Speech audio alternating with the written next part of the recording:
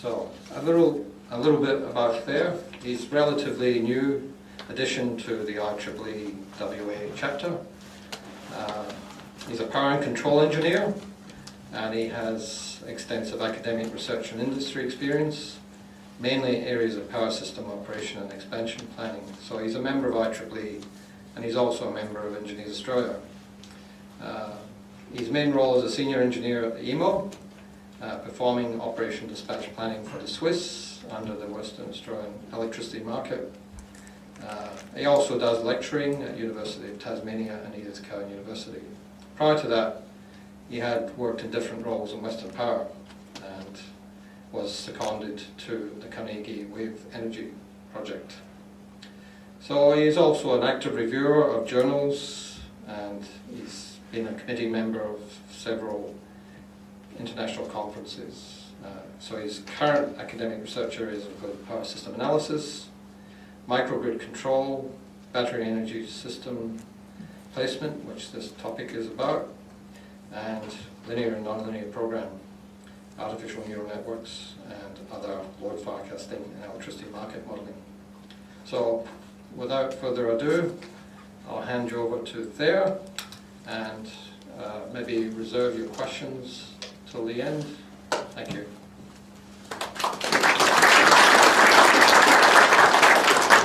Thanks, Harry, for that.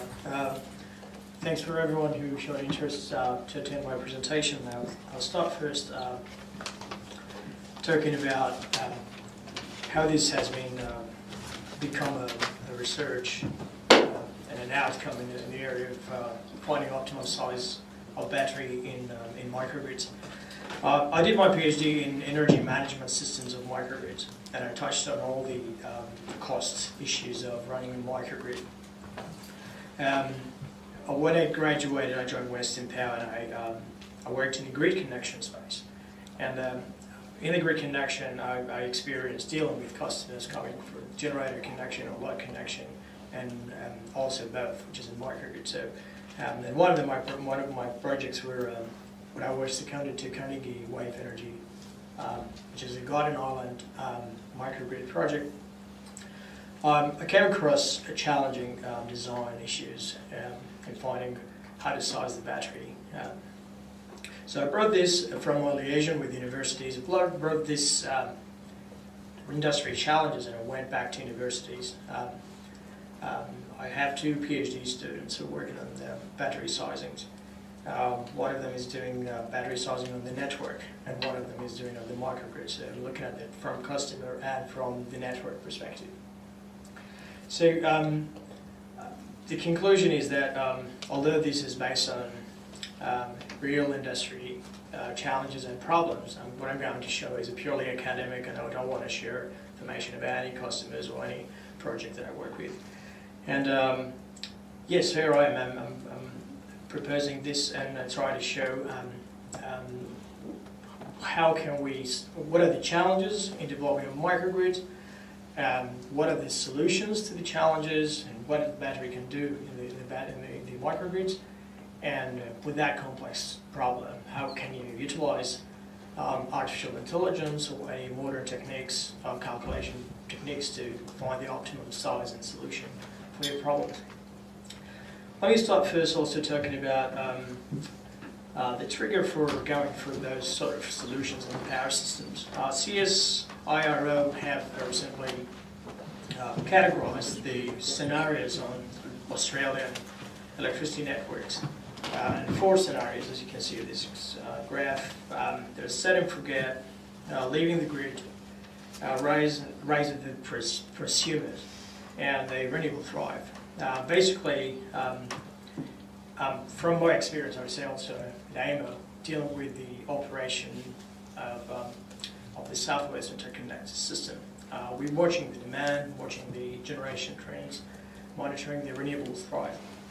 We start seeing non-traditional load profile, and that mainly caused by many reasons, starting from the solar penetration at the residential level, too much penetration of renewables at transmission level, and also the sort of set and forget, that is the emergence of new energy management-based appliances at home level, residential level, the Internet of Things, all of this that have management around managing the energy they consume, and then based on the price, have also contributed to the fluctuation of the traditional load profile. So it's basically an issue that needs to be considered. And also the leaving the grid, although we expect on the demand, on the load profile of the system to see growth, last few years, for example, in WA, we started seeing no growth at all, and mainly because it's either some of the customers, although there is a percentage of growth in population, but the load itself does not go up, and it's also because of that part of it comes into the leaving grid. Some of the customers decided to leave the grid for so many reasons. Western Power, for example, is trialling the SBS, the standalone power systems, which are trial to test how leaving the grid can save them a little bit of money, or a lot of money, I don't know what they're doing, but basically to avoid spending money on their asset and trialing something new, which in effect actually brings back to changing the way how the network is run. The rise of prosumers basically at residential level or commercial level start seeing a lot of solar PVs. At the commercial level start seeing more than solar. It can be diesel, it can be any other sources, depends on the site and the size of the customer, what they're doing. That itself also changes the way that the load profile is used to be. And again, at the high level, the transmission level, we see a lot of penetration from renewables, and it brings a lot of uncertainties to the way that we expect the load to be. Basically makes forecasting people life harder, makes the generation planning life harder because it's unpredictable and it's a challenging job. So those four scenarios forces network operators and their network service providers to look for other solutions. And other solution could be putting a battery as a solution, going for microgrids as a solution for reducing costs of reinforcement of a place in the network, for example, or going for demand management schemes and those sort of things. In particular now, I'm going to talk about the microgrids and why microgrids specifically I'm talking about, and why would people go for a microgrid solution. Mainly there are two reasons for going for microgrid. The first is the cost. Cost could be from both ends, the customer perspective, which are the developer of the microgrid, or the network service provider who are managing their asset and want to come up with a solution that is not a traditional solution or lower cost solutions. The other bit, which is also the widely used reason and term for why microgrid is a solution. I referred to the New York Hurricane Sandy, and if you review that just started, we see how many customers have survived because they were a microgrid solution, and that proved that the reliability aspect that microgrids can provide you power when you lose the power from the main supply. And also refer to Microgrid Knowledge, which is a website taking care of microgrid issues. A survey has been done, and most of the customers believe that reliability is the major reason for why people tend to go for a microgrid solution. And if it can both be translated in two aspects, so reliability and cost can be related. Reliability can be also formulated as a cost as well. What are they? What are the microgrids? When you talk about they can reduce the cost, or they can be a cost solution or reliability solution. I picked this small and simple graph. As you see that there are different types of, there can be different types of generation sources. Wind, solar, I worked on a project that has wave as well. Synchronous machines could be diesel, could be gas, or any sort of synchronous. And also, all of these generators are connected to the grid, as you can see. And the main reasons, and main difference actually, what makes them called microgrids is the term of a microgrid controller and a utilization of battery storage. So those two things that makes them a little bit different from having a traditional normal distributed generators on the grid. So as you can see, the most essential bit is the control of the energy storage. So, problem with that the battery itself is it's very costly to install, and it's difficult to manage in terms of lifetime, in terms of installation costs, in terms of utilization, that sort of thing. So control and storage are linked together and have to come up with a proper design to be an effective solution for the microgrid and the key elements of the microgrid. And I'm going to talk about, in general, what are the other key elements of microgrid development. So first thing of microgrid design and development element, the first thing is why you want this microgrid. Why do you want to develop a microgrid? Is it a cost? Is it as a reliability, as I mentioned in the last few slides? And again, by having those two things, where are you in this microgrid on the network? When I'm saying location is living in an environment where there is a regulation barriers or grid code issues, or there is a pricing rules issues that make your decision change, or how flexible these rules are to make you go for a microgrid solution, how easy they are, that sort of things. And a placement, right? What is the difference between a placement and a location is a microgrid, or the microgrids generally, they are either an existing infrastructure on the network, or they are newly developed. And they can be fully islanded and can also be grid connected. By being grid connected, there are issues with the grid connection of microgrids, like any other generators connected to the grid. The grid connection process has to go through certain stages of studies, and those studies will determine what needs to be done before a generator or a microgrid can be fully energized. Those sort of network conditions at the point of connection can cause the developer to change his mind sometimes, because they might end up with having more cost than the development of the grid, of the microgrid itself. So this is one of the issues and the elements that need to be considered when the developer think of a microgrid. The physical layout. Microgrids, I've seen different type of microgrids. Some of them are islands. They have long feeders, distribution feeders. Some of them are small, like the size of a building in the middle of the CBD. It has about 5 megawatt of load.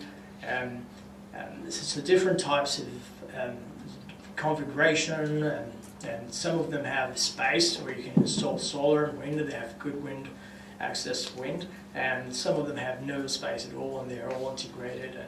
And so those elements actually affect how would you go for a microgrid and how you develop it from all aspects. Control level. Control level actually is an essential element. As I said, that most of the microgrids that developed, especially the one I've seen in Western Australia, basically they're existing infrastructure. So when you come and think of a microgrid solution, you would come and approach it and say, what is the control strategies you want to implement on the microgrid to make it working, and what sort of intelligence and protection schemes already exist on the network that you can use to make your life easier. Sometimes, because of the communication and SCADA and protection required to develop a scheme on the microgrid to do something, costs you more than the development of the microgrid itself. So this is a very important thing. Again, the control level when it comes, it's required to see to cover the cost of reliability. So reliability-wise, if a sudden load change happen, or a trip or main loss of supply happen, how would you trigger and differentiate between the loads that you want to sacrifice and the amount of battery you want to spend on the network to keep your load energized? So those pretty much 5 elements. I would say that they are the challenging bits and the key elements in any developer to think about before going for a microgrid solution. But again, with those issues that there are challenges, and they can also be solved, and the solution also can come from a battery. The battery in this case, which is by actual functional definition, that can do more than one job. So by bringing a battery to solve those challenges and the considerable amount of elements that we looked at in the previous slide, battery with those multi-functions can be used to solve some of the challenges and sometimes all of the challenges. And again, it's an issue of optimizing how much you want to spend as a developer on battery to solve problems, how much you want to sacrifice in terms of reliability and cost to make your microgrid run based on the developer developer requirements. Batteries can do ancillary services. The ancillary services definition is, for those who don't know, what are they? They are actually, when a microgrid actually connected to the grid, the microgrids can run without caring about frequency and voltage, because usually network service provider or distribution level will take care of the frequency and voltage. So the microgrid generators, they will be just syncing with the grid, and they don't care about monitoring or controlling the voltage or the frequency. But the problem when the microgrid goes from fully connected to island mode, operationally, the challenge will be internally on the microgrid controller. So battery can help in maintaining a frequency at a certain level or a voltage at a certain level when the microgrid becomes fully islanded. Demand management. This can be reducing the internal network loading. So some microgrids have long feeders and old feeders, and it depends on the size of the location of where you put your generation sources of the microgrid. The power flow inside the microgrid can cause overloading of the network. So looking at it from the perspective, how much you want to spend on the network internally to reinforce it to make the microgrid solution ready, or where you want to put that battery to hold those kind of problems. So that gives you two options, whether you want to spend on the infrastructure inside the microgrid, or you want to put a battery as a solution for it. Reliability, again, that could be used as a backup supply for if you lose a main point of supply from the grid, if it's connected to the grid, or even internally, if the microgrid is running on a number of generation units supplying a load, and then as something happening, like event happening, or fault or generator trip, then battery can also help in maintaining the frequency and make the supply as reliable as possible. And the other element, which is energy arbitrage. Battery can charge and discharge at different times and a different pricing threshold. So this can be used to either maximize utilization, for example, of renewable energy sources within the microgrids. Examples where then there is excess amount of generation and low amount of load happening, you might waste the amount of energy you can utilize if you have a proper size of a battery and a proper rules for charging and discharging your battery to maximize utilization. So the battery in this terms that can be used for any of these functions and can solve challenges in the microgrid, or can also be a combination to look at more than one thing if you design it properly and put the right rules for it. To do it, which is based on what I explained, looks at a bit complicated and looks at it like an optimization problem. What are the considerations you need to consider for sizing a battery that can deal with all other issues that I explained? Basically, you need to define any of the technical or economic, whether it's reliability or stability or anything, as a cost function. So first of all, we want to develop that in terms of cost. What does that mean in terms of cost? How much did it cost me to lose a load, for example? How much it cost me to trip a generator? And that definition of cost criteria, you need to model it. So you need to model it mathematically, so you can test the options of changing the parameter or changing the size of the battery. How would that be reflected on the total cost, which include the reliability, as I said, the point of supply, the cost of energy, the annual or weekly or monthly basis. Based on that, defining the cost and modeling the cost function, you need to use, it's recommended to use the proper and recommended software tools for this job. This job can be used, and this is an optimization problem that can be written. Any good developer can write a code to formulate the cost function, which can be a single cost function or multi-objective cost function to cover more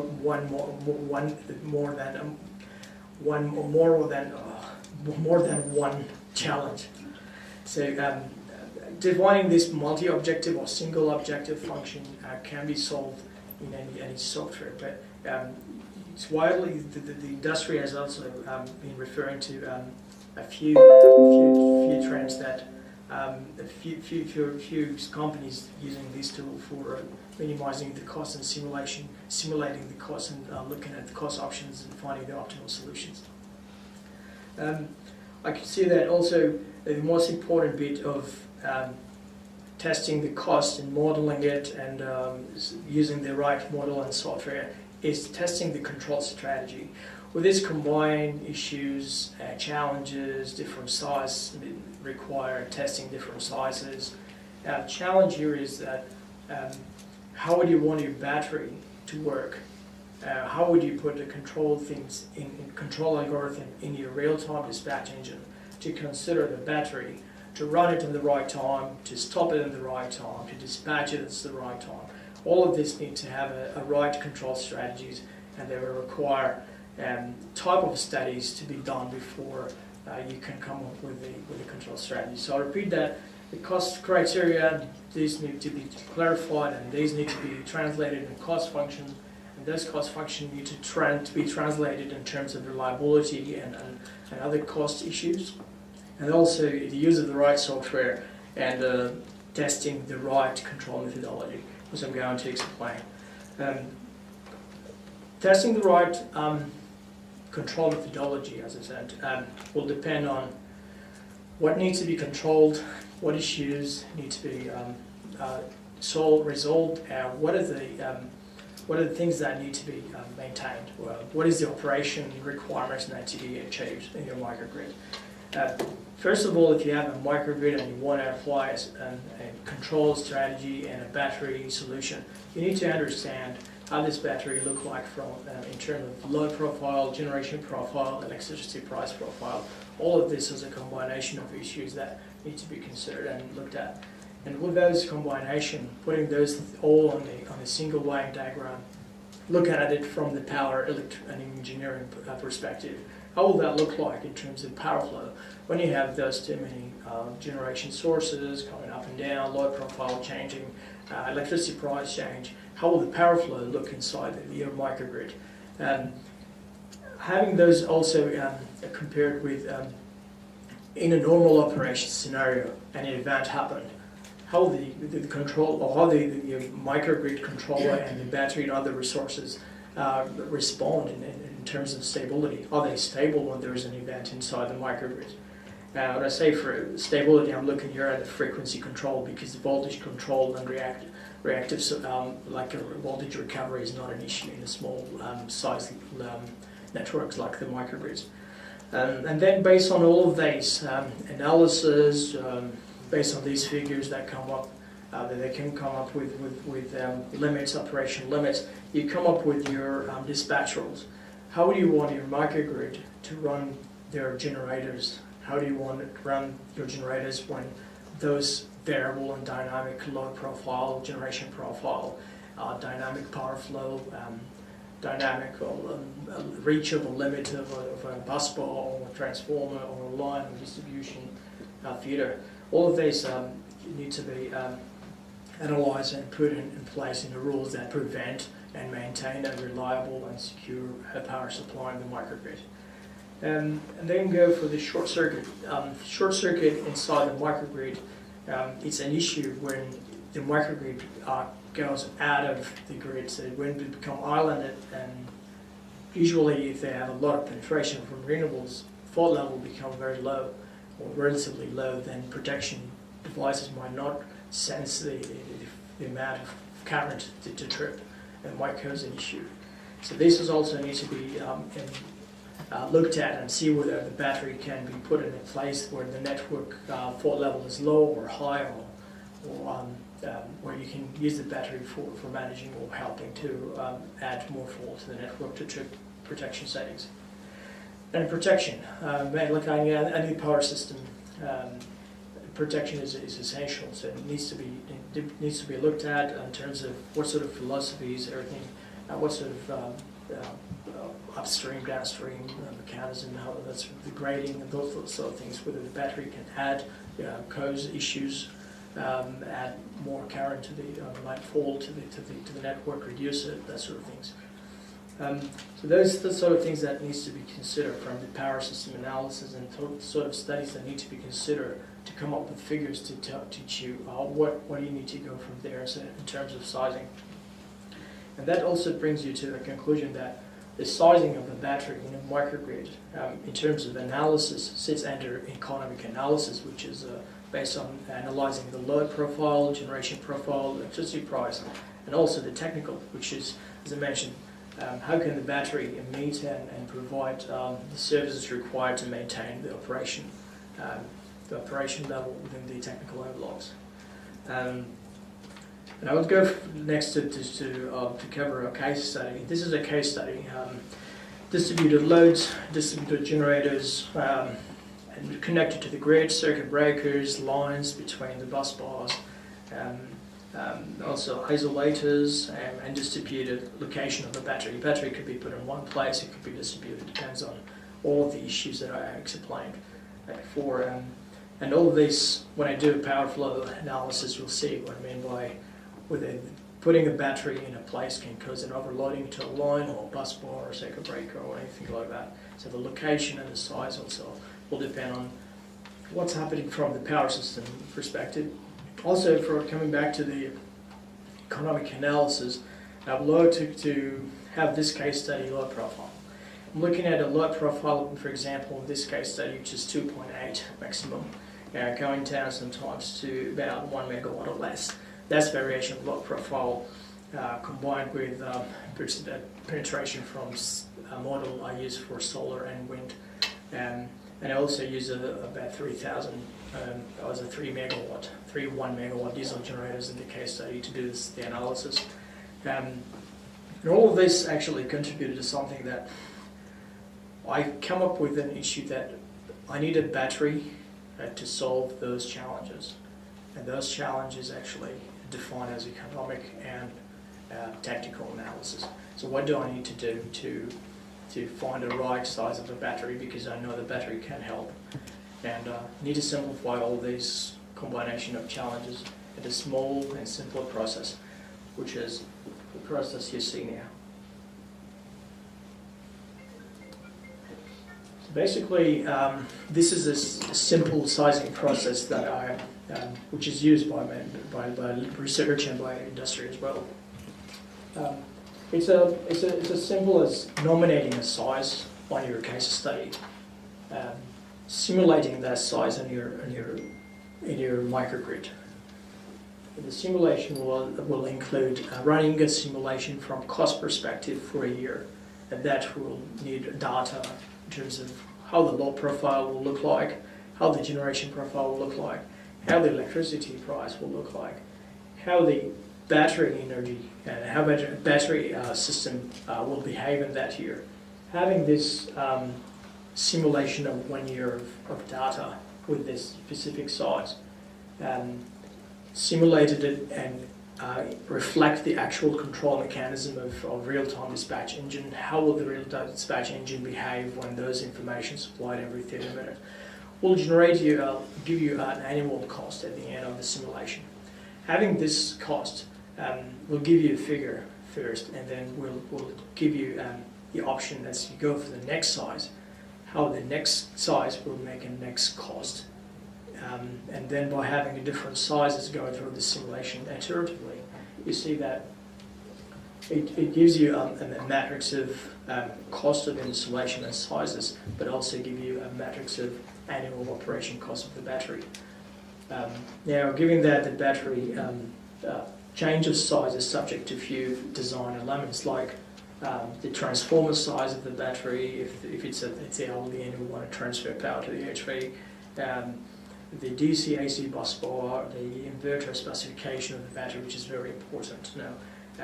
Battery, the string size, if you want to put, I'm looking at it also from the space perspective, and also the installations space. All of these things need to be considered when you change the size of the battery, although even it's in simulation, but it needs to be considered to be more realistic. And going for the next run of size, it gives you another cost.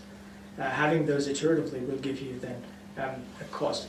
But again, those processes and those steps will require many other things need to be considered. So basically, if you if you change the electricity price you're supplying to the grid or to the microgrid from the grid, you have 3 or 4 types of, with this size of a customer, let's say 3 megawatts.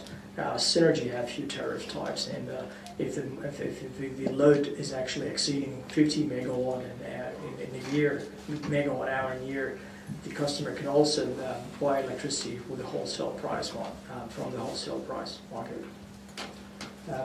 Those figures and scenarios that I'm going to test on those size of processes and see with how the tariff and how the reflection to the tariff and how the control system by managing those changes in tariff can make use of the profit and make revenue and give you the right size.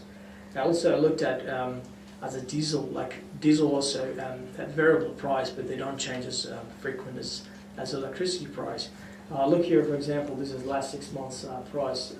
Last 6 months before was cheaper, so it would contribute more if the real-time dispatch engine of the microgrid realized that the cost of a diesel is cheaper than buying from the grid, and it will decide to run the generators, and depend on the developer how they want to implement those rules in the real-time dispatch engine of the microgrid. So this is the cost based on that. You're talking about 140, 1.4 a litre, and then you're talking about 1 megawatt diesel generator, which is about 150 litre an hour. It gives you an estimated price about, with other operation costs or adding other costs, gives you a price about 25 cents to 30 cents a kilowatt hour.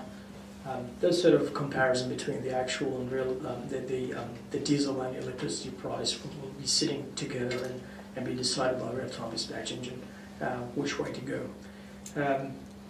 And from those combination of having variable diesel price throughout the year, having variable load profile, having penetration from renewables, having variable generation and variable wholesale electricity market. What happens here is I show you this graph, which is a comparison between wholesale electricity market price, which is the blue one, and the price of the microgrid internally. The internal price of microgrids is determined based on how much penetration you get from renewables against how much is your load profile and how much you get from the grid if it's cheaper than diesel, and how much you get from diesel if it's cheaper than the grid. All this combination actually form an internal microgrid generation price. And as you can see that sometimes the internal generation price of the microgrid matches exactly how much is the actual wholesale electricity market price, which means that in those intervals there's no penetration for renewables, and pretty much all what the generation price is how much you pull from the grid.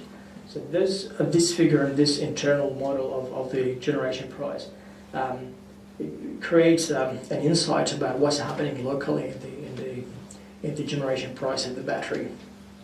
What needs to be considered when you design a battery for playing a role of reducing the operation costs. Obviously, the significant change, and even more significant than the change of actual wholesale electricity price market. That itself make it a challenge for if you have a battery and you want to charge it and discharge it. What is the charging and discharge price you want to put? It's not as simple as putting a price as charging it and discharging it, because as you can see, it's very volatile and unpredictable sometimes. So I proposed a method which is intelligent generation price monitoring scheme. What does this scheme do actually? It basically goes with a simulation of the 12 months of economic information data. And when that information goes through a simulation for 12 months, it looks historically on a weekly basis and analyzes the trends of how the prices changes.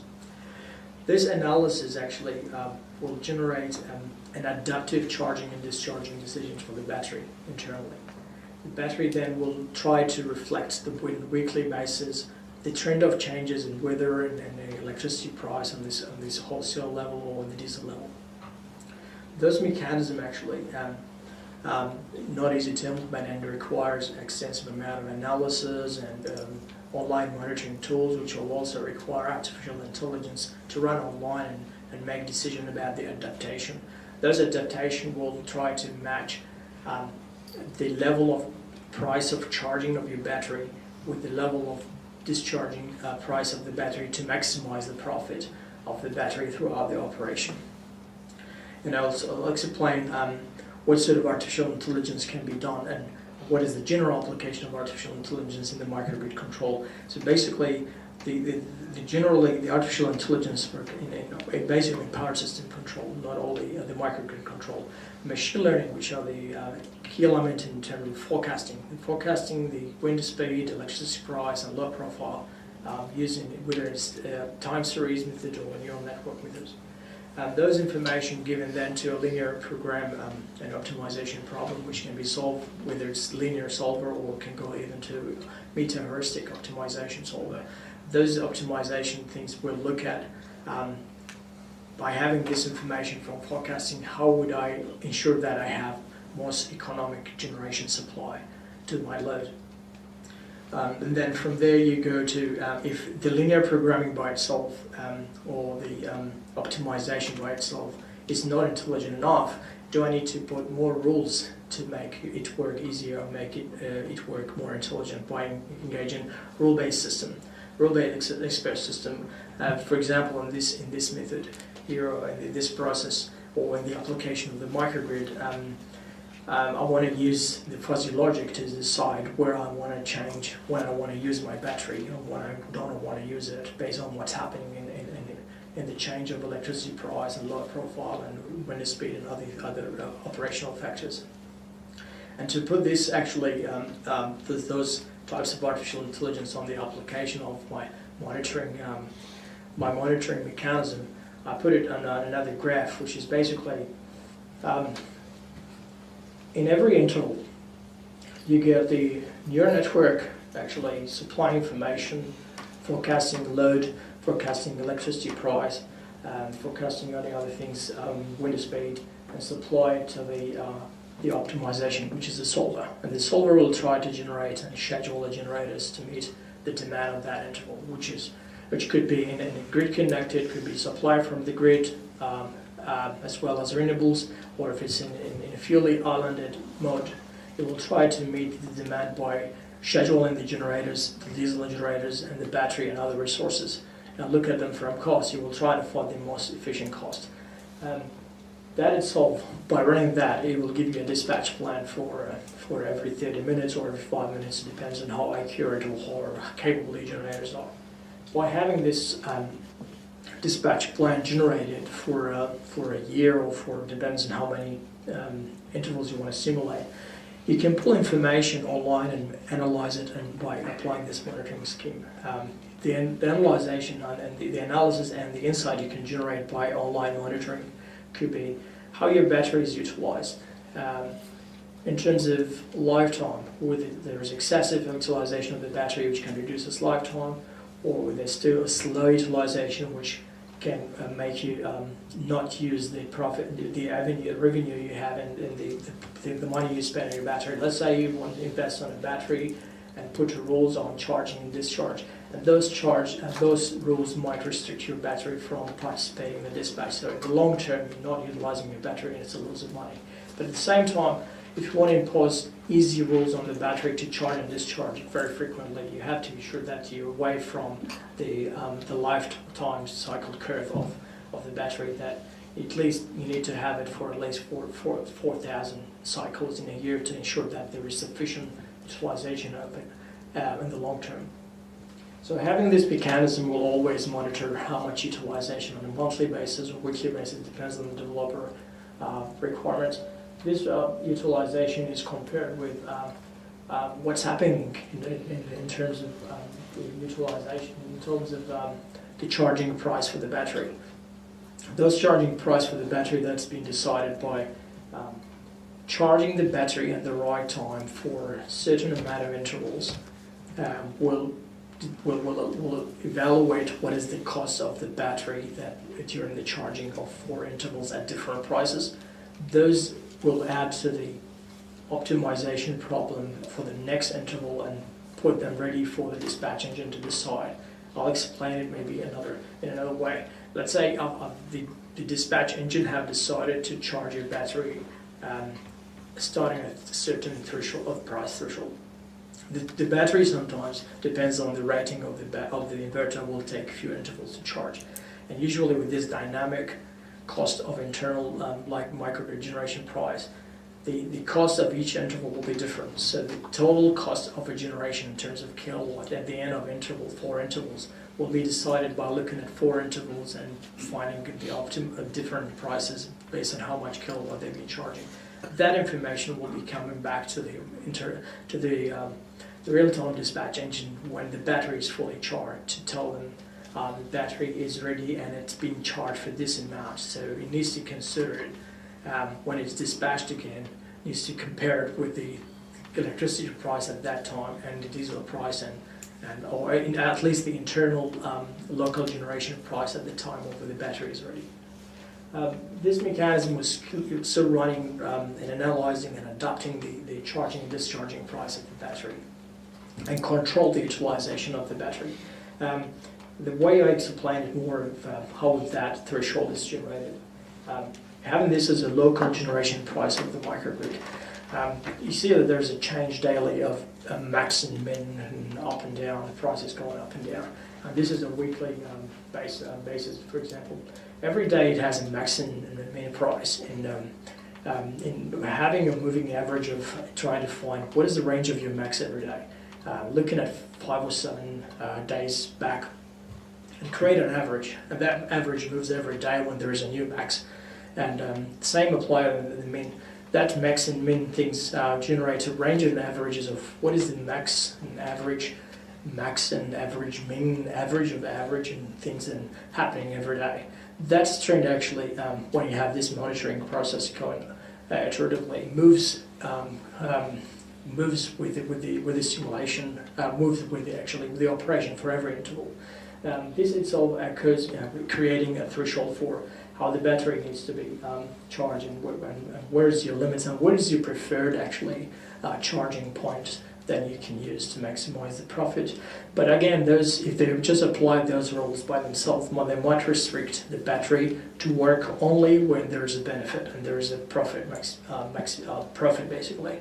So you need to include the utilization factor, which is if there is a profit, but there's not a lot of utilization for that battery throughout the month or year, then you need to adapt this. And that's why there is that's blue things on the vertical that shows the fuzzy logic membership, which is adapting those threshold that has been determined by the moving average and adaptive parameters based on other factor, which is the utilization. So you need to make sure that both factors are considered when deciding a charging price for the battery and discharging price for the battery. That by itself actually makes the charging cost and discharging cost, as you can see here. The simulation here shows that with those strict rules and relaxation factors that are happening based on the utilization, amount of utilization, you see that there's a cost associated with charging the battery, which is in orange, and there is a cost associated with the discharge of the battery. And the aim is to ensure that the discharge cost is more than the charging cost, so you can make revenue out of charging it in that is intelligent and online monitoring things. Not only that, this is the utilization control target based on National Energy Renewable Laboratory research said that it's preferred to have the battery utilized once a day, full cycle a day, so that keeps you for 4,000 or 5,000 or more cycle of running the battery on the longer term, so you don't go below 50 or 30 or 40% of rating after a certain amount of years. Those two factors actually will contribute to this figure. This is a comparison of how much you want to spend on your battery, applying this intelligence, testing two types of tariffs. How would you reduce your operation cost by applying those two factors, which is maximizing utilization of the battery to a certain level and ensuring that it makes profit and only charge and discharge when there's a profit. We're talking about reduction in cost. The reduction in start in the beginning and increase until it suits to the point where then crossing the 1 megawatt of the size of battery or 1.2, you don't see much of reduction.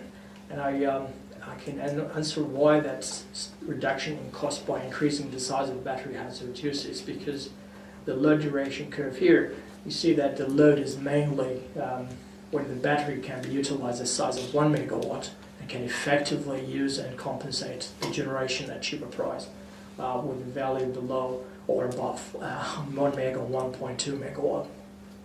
Those two things actually make the developer decide how much in terms of cost they want to spend on the battery and how much they can cut back in the number of years, considering this is simulation. This simulation is only for 1 year, because year after year there are other factors, which is the load growth, there's the price change, there's the rating of the battery need to be considered and need to be analyzed as well. So just putting a figure of 1 year, how that looks like in terms of putting intelligent operation of the battery with this load duration curve, how would the battery, where would the best and where did the optimum location or what size sit in this figure. And I can see that here it sits about 1 to 1.2, depends on the developer requirements. This was all looked at the power system and the economic analysis in terms of battery. Now I'll be looking at with that size and that location and that generation profile. I'll look at it also from the technical perspective. In this microgrid, we're talking about 2.8 megawatt of load, having 3 diesel generators, each has 1 megawatt. You have about 1 mega of solar, and you have a 300 kilowatt of wind. Go to fully connected and islanded from the grid, and there are operation issues with that. So we want to test with the operational issues whether the sizing of the 1 megawatt can give me what I want in terms of I want to ensure that my power supply is constant and I ensure that my frequency is stable when I go to fully islanded, when there is lower inertia as compared to the inertia coming from purely the grid. Coming with the fully islanded will reduce the amount of inertia on the system, on the microgrid itself, because it will be only the diesel generators. And if there are too many, a lot of excessive penetration from renewables, that will reduce the percentage.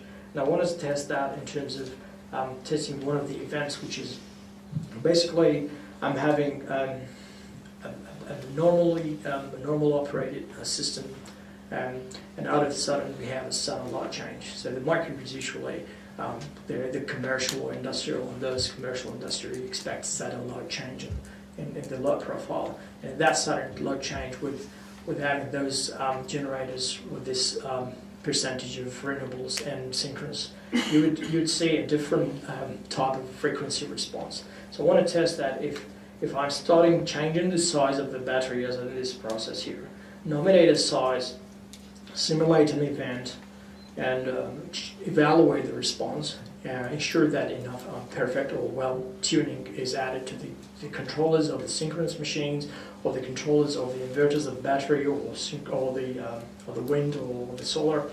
Mainly the battery and the diesel generators, controllers tuning will play a role in reshaping the frequency response. Changing the size and monitoring the frequency. And you need to ensure that you have, for example, in technical rules, which is the technical operation requirements for the Southwest Interconnected System, West Australia.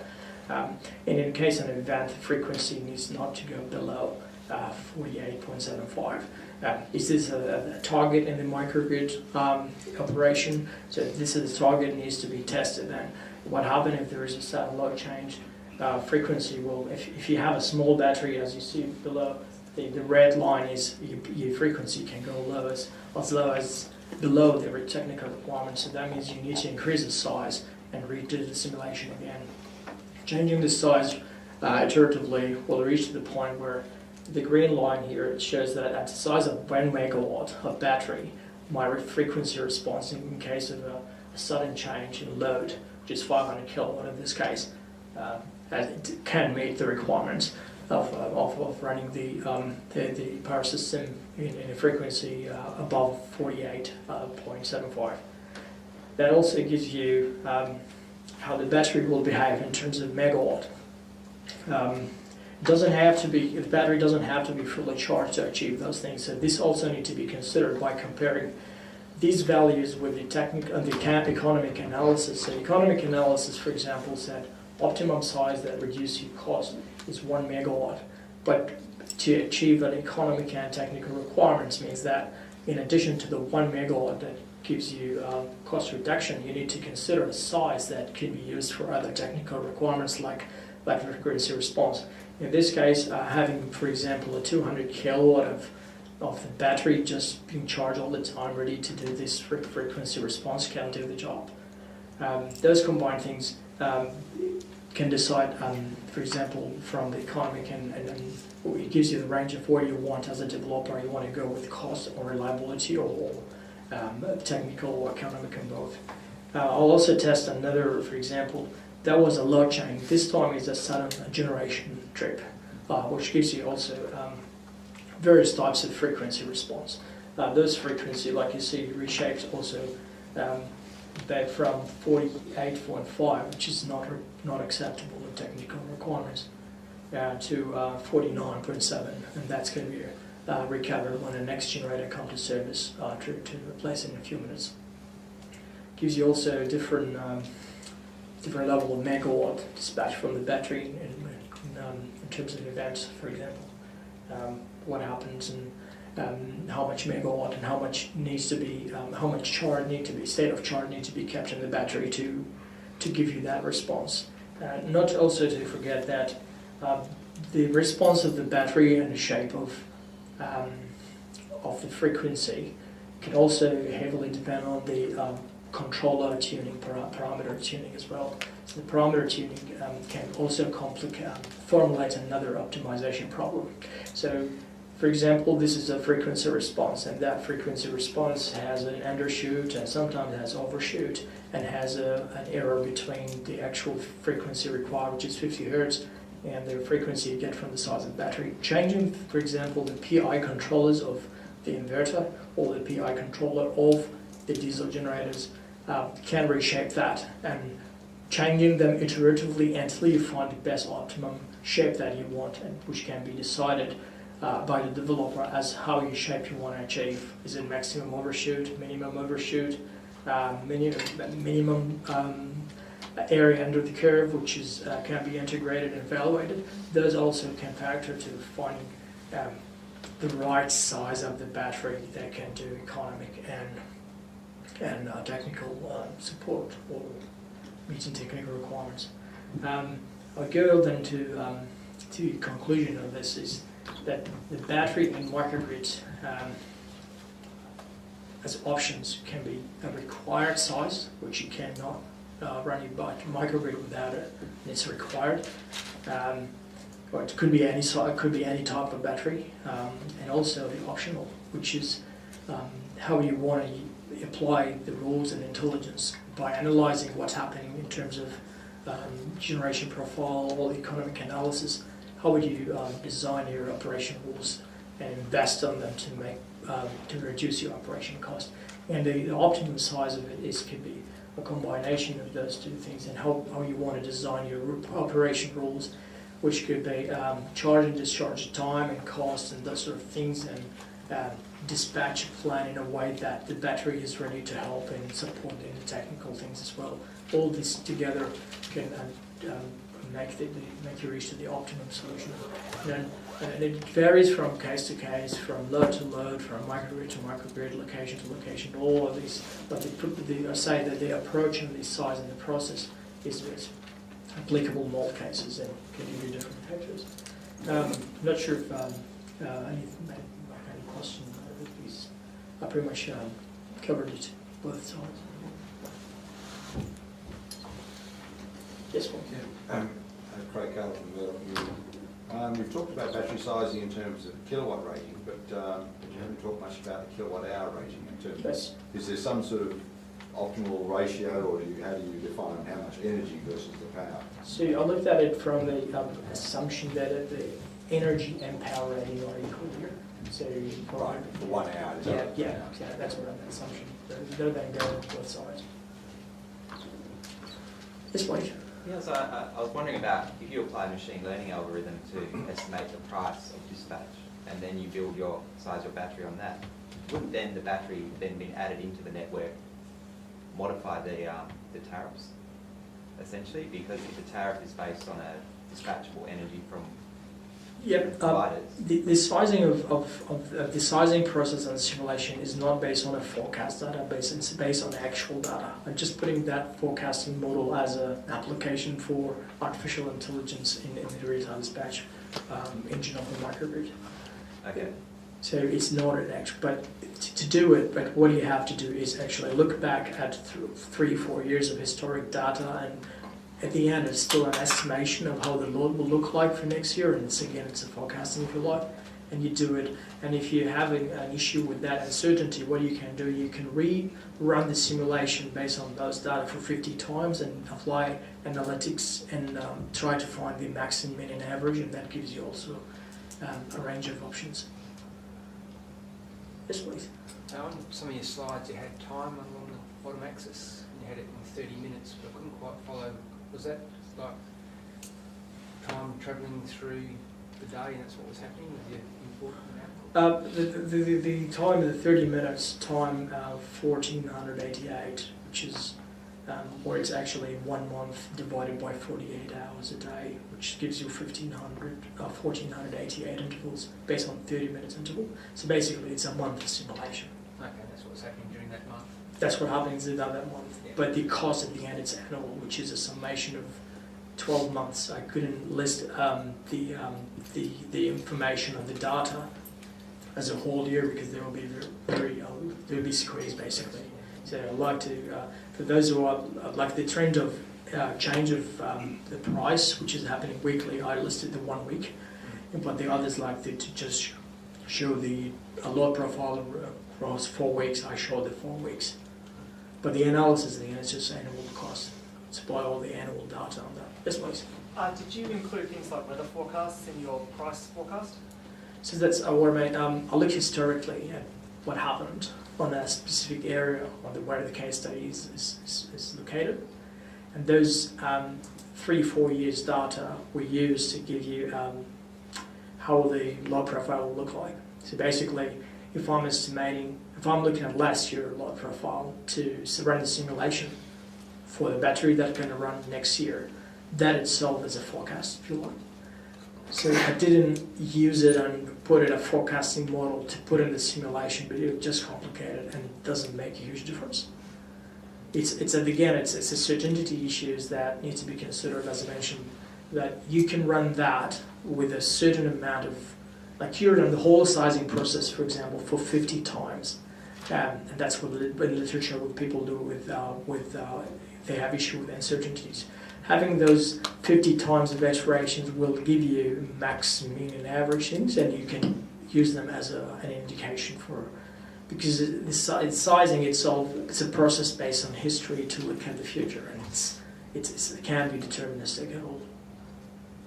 I'm not sure if that. So when you decided whether or not you were going to charge at this point now, you were paying no attention to what the price might be in an hour, a day, a week's time? It looks internally, that's what I call it, it looks internally how the generation price in the microgrid is formulated, which is a function of all of these factors. Factor of load against price of electricity, against the generation availability from renewables, against the price of diesel, and all formulated in it's basically you generate your own forecast by having 1 week moving average things. That's the online forecasting method, if you like. Yes, please. Is there any basic simulation packages for these for non-electronic engineers?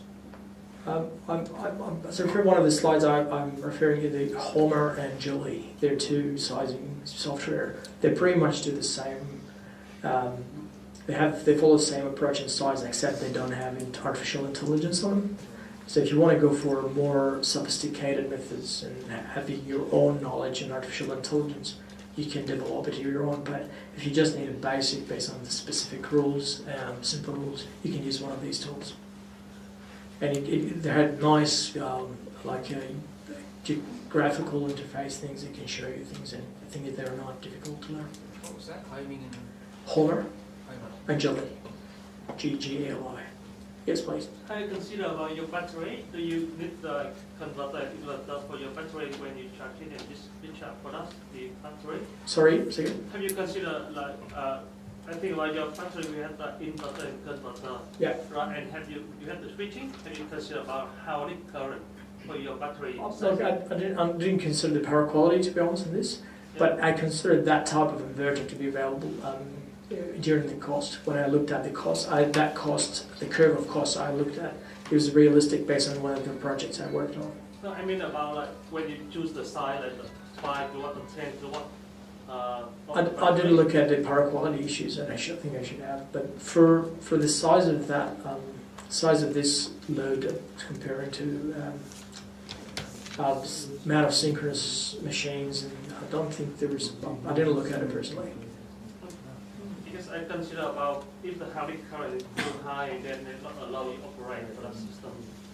Then have to think about That could be analyzed, as I mentioned, in the power flow analysis and the harmonic and power quality things you want to test. That's part of the power system analysis that need to be considered first. That I listed in one of the slides.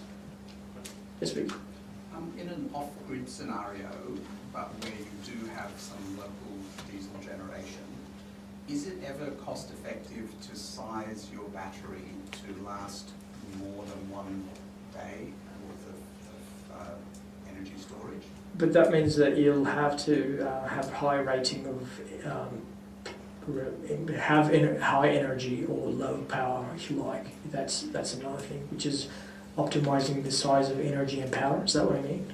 So I guess the question is about, if you oversize your battery in order to be able to run for, say, more than one day. Yes. Is that ever cheaper than the cost of diesel? I think it is.